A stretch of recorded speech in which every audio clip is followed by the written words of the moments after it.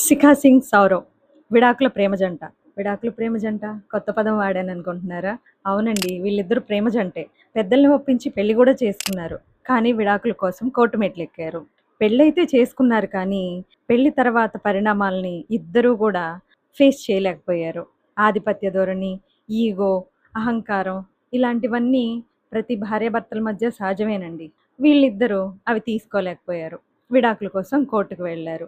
వాదనలు జరుగుతూ ఉన్నాయి. మధ్యలో శిఖా సింగ్ వాళ్ళ నాన్నగారికి హార్ట్ అటాక్ రావడం జరిగింది. ఆ సమయంలో సౌరవ్ తనే దగ్గరుండి మానవత్వంతో వాళ్ళ మామగారికి అన్ని వైద్యం చేయించి దగ్గరుండి చూసుకున్నారు.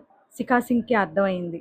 ఇంత మంచి భర్త తనకు దొరకటం తన అదృష్టం అని, తన అదృష్టాన్ని చేజార్చుకోకూడదని. అందుకే కోర్ట్‌లోనే జడ్జి ముందే తన భర్తని కౌగిలించుకొని ఈ విడాకులు తనకు ఇష్టం లేదని తెలిసేలా చేసింది. ప్రేమ ఎంత గొప్పదో మానవత్వం కూడా అంతే గొప్పది. విలువైన వాళ్ళని వదులుకోకూడదనే విషయం ఈ సంఘటన ద్వారా తెలుస్తుంది.